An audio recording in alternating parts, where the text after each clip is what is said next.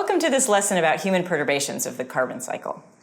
We're going to take a look at various lines of evidence and a few different data sets in order to see whether it makes sense that human activities have increased the carbon dioxide concentrations in the atmosphere recently. Then we're also going to take a step back into the slightly more distant past, thousands of years ago, and look at some data regarding when our activities might have begun to measurably change the composition of the atmosphere. We do a bunch of things that perturb the carbon cycle, most of which involve adding carbon to the atmosphere.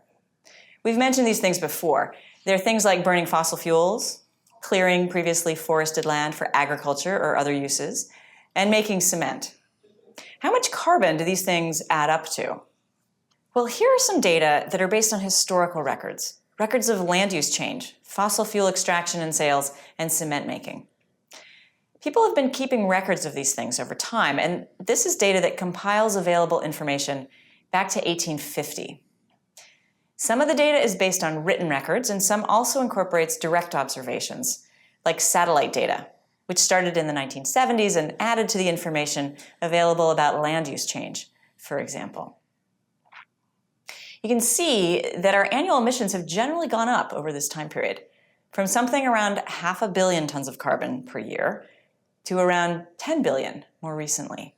And if we add up all the carbon emissions over this time period, based on our own records and observations, we've emitted somewhere around 540 billion tons of carbon to the atmosphere. Now, given the volume of the atmosphere and the concentrations of molecules in it, it turns out that it takes about 2.1 billion tons of carbon to increase atmospheric carbon dioxide by about 1 part per million. So if all of this 540 billion tons of carbon went into the atmosphere as CO2, which most of it does, and if it all stayed there, the atmospheric carbon dioxide concentration in the atmosphere should have increased by 540 divided by 2.1, which is about 257 parts per million. Fortunately, the carbon dioxide concentration didn't rise by 257 parts per million since 1850. Instead, it rose by about 110 parts per million. That's the green line with the axis on the right, which means that not all the carbon we emit stays in the atmosphere, but certainly some of it does stay each year. So here we have another imbalance of flows. We have a known inflow from historical records of human activities. We have a measured stock, which is the atmospheric carbon dioxide. And there has to be an outflow somewhere because the stock didn't increase as much as the inflow would imply. And it turns out that the outflow is carbon going into plants and soils on land and into the ocean. Let's just take a recent number for human emissions of carbon to the atmosphere, about 9 billion tons in a year. The data we just looked at tell us that not all of it stays in the atmosphere. We also saw earlier that the land exchanges about 120 billion tons of carbon back and forth with the atmosphere each year. But in addition to that exchange, it's taking up an extra 3 billion tons of carbon every year. The oceans are doing their part too, by taking up an extra 2 billion tons or so of carbon every year. That extra CO2 is also helping lower the pH of the ocean, contributing to ocean acidification. So we have outflows, but we have a flow imbalance. If the land and oceans were taking up all 9 of those gigatons we released, then the flows would be in balance, and the stock of carbon dioxide in the atmosphere wouldn't change. But that hasn't happened. Here's a question for you. Based on these numbers, approximately what percentage of human carbon emissions stays in the atmosphere each year? Choose the closest answer. So of the 9 billion tons of inflow, 5 flow out. 3 to land and 2 to the oceans. So 4 billion tons stays in the atmosphere. That's about 45% of the 9 billion tons of emissions. That percentage seems to have been fairly stable over time. If, for example, we go back to our cumulative carbon emissions, which would have produced a rise in CO2 of 257 parts per million, but instead it only rose by 110 parts per million, That's again around 45%. Whether the land and ocean will continue to absorb 55% of our emissions in the future is an open question. Most projections suggest that land and ocean uptake will slow down, assuming that emissions continue unabated, and therefore a larger percentage of emissions each year will stay in the atmosphere in the future. So up until now, we looked at inflows to the atmosphere from known human activities and outflows to the land and oceans, and the resulting change in carbon stock in the atmosphere. But what if there were some other source of carbon that we're not considering? Is there some other line of evidence that would help? Let's look at some chemistry data. This is another approach, and this one helps us identify the source of the carbon.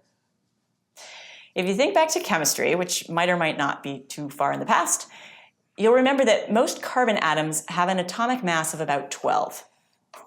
The vast majority of carbon in the world is carbon-12. But there's some carbon out there that has an extra neutron, which means it's just a little bit heavier, even though it's still carbon. This is carbon-13, which is another stable isotope of carbon, and only about 1% or so of the carbon here is carbon-13. I'm sure you've also heard of carbon-14. That one's radioactive, and interestingly, also provides a chemical line of evidence for us to explore regarding the source of the atmospheric CO2 increase, but we're going to focus on carbon-12 and 13 here. The CO2 in the atmosphere can have a carbon-12 as its carbon atom, or it can have a carbon-13.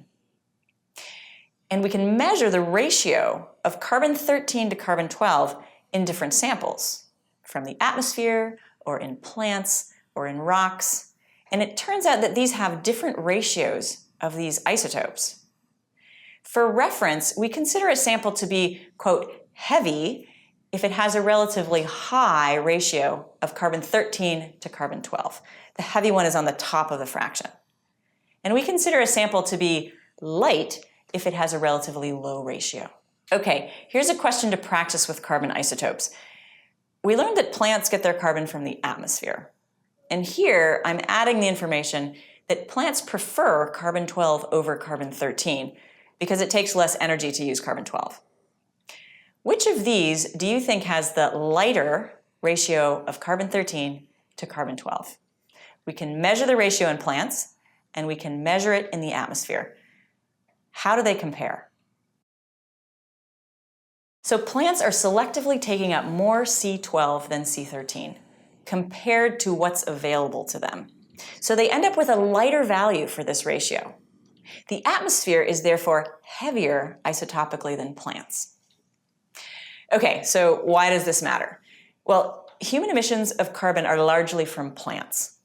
There's land use change like deforestation, which returns carbon previously stored in plants back to the atmosphere.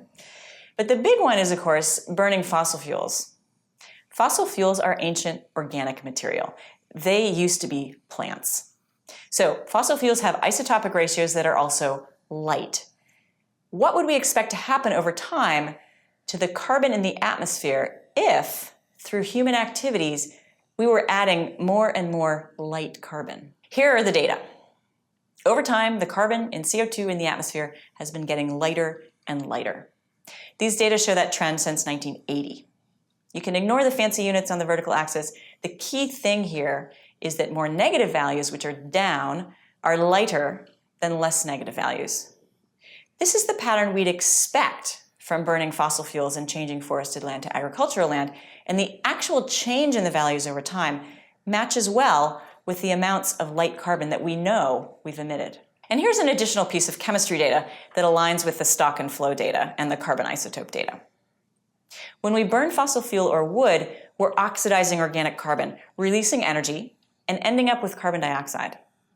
To oxidize takes oxygen, in most cases anyway, so we'd expect to see atmospheric oxygen go down over time too, which is what we see. That's the purple line. It's nothing to really worry about because we're not going to run out of oxygen. It's just another chemical indicator that fossil fuel burning and land use change are the source of the increase in atmospheric carbon dioxide. So we have solid evidence that human activities have altered the composition of the atmosphere, and in particular have added CO2, which as a greenhouse gas increases the greenhouse effect. But when did we start our atmosphere-altering activities? A compelling idea, which comes from climate scientist Bill Rudiman, suggests that we've been doing this for thousands of years. Here's the carbon dioxide data going back 11,000 years. The world had just warmed up after the recent ice age. If we look at what happened when Earth came out of other ice ages over the past million years, it looks like for those other times in the past, atmospheric CO2 peaks and then declines, as shown in the blue line on the plot. But not this time around. About 8,000 years ago, CO2 reversed direction and started to climb again.